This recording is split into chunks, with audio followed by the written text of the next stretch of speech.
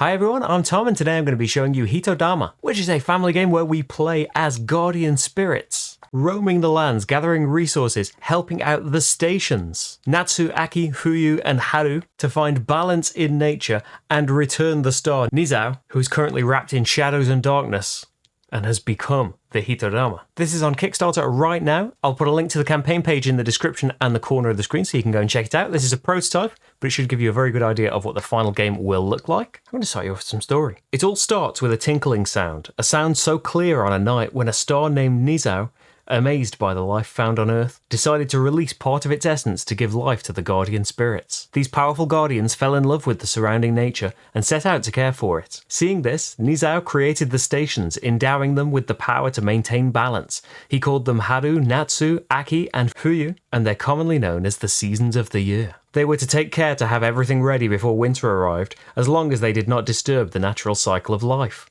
One day, a shadow appeared and enveloped Nizao in terrible darkness. Wrapped in the shadows, they became a creature of colossal power. His name is Hitodama. It is the task of the guardian spirits to help Nizao return to his original form and in turn find balance in nature. We play as guardian spirits. I've got the game set up for a 2-player game here with the spirits Tet and Genji. We have 2 essence meeples and we can get another one later. We'll be placing these meeples onto the board to take actions. The places where we can take these actions have been randomly placed. They're all tiles that change based on the player count as well, so there's more spaces available if there are more players. The active station is Haru to start us off, which means that when we get to these actions, we will start in the north. It says north on their tile, and we'll go clockwise to make all the effects take place. Over on the Hitodama board here, we've got a score track. We win the game if we can get to 25 points first. You can either play this competitively or you can work together to try and achieve that score. Every time players go past one of these Hitodama rage spaces on the scoreboard, they will trigger the Hitodama's current rage, which at the start of the game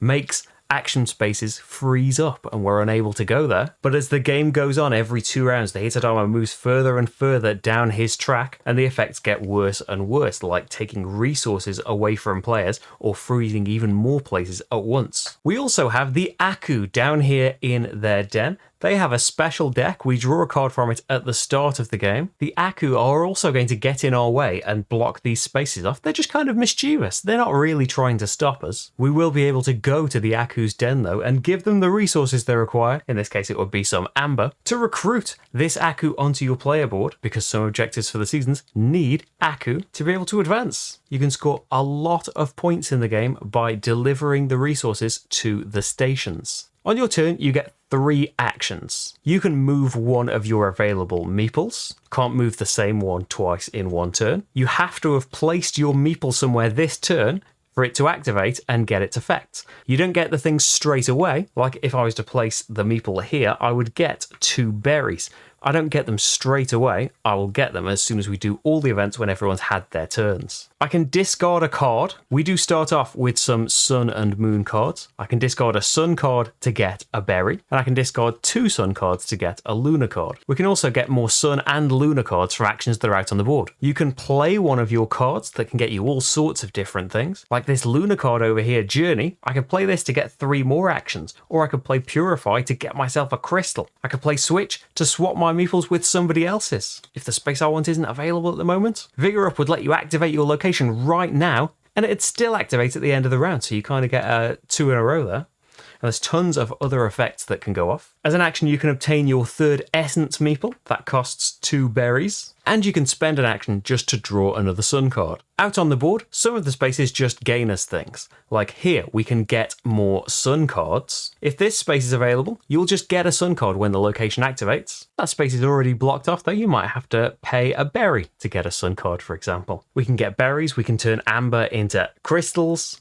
We can get lunar cards. We can get amber. Here we can visit the Aku's den and pay the resources to get the Aku's off the spaces, but also into our baskets. And here we can deliver resources to the station that's currently active. If we have a look up here, we can see the 2 cards that we've drawn that tell us what the season would like to be delivered. And you can also see how many points you will gain for delivering those things. So if you deliver 2 berries, you can get yourself 2 points, a point each. But for coming here with just 1 Aku, that's 4 points. When all of the resources have been delivered to the station, That station is now complete. We would discard the cards and the resources on them. And the next we've had Haru Spring, so it would now be Natsu Summer's turn. We would draw 2 objective cards for them and find their token, because now when it comes time to activate locations, rather than starting from the north and going clockwise, we would start from the east and go clockwise. So that might affect how you do things. If you were relying on berries to then go and deliver them, well, now the delivery action's coming before the berry action. The game can end in 3 ways. If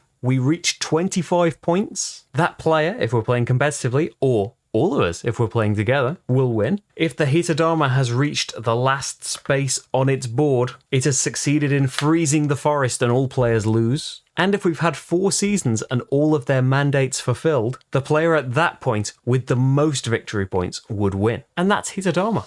There are plenty of different mandate cards for each of the seasons. Lots of different effects from the sun and lunar cards, like earning points for every meeple you've got at a particular location. Putting extra action spaces down if all of the spaces are full because of other players, or later in the game, maybe the Aku and Hitodama have really narrowed your options down. And of course there is a deck for the Hitodama to start freezing the forest, sometimes even in 2 spaces in one go. So there we go, that is Hitodama. Again, the campaign page is in the description.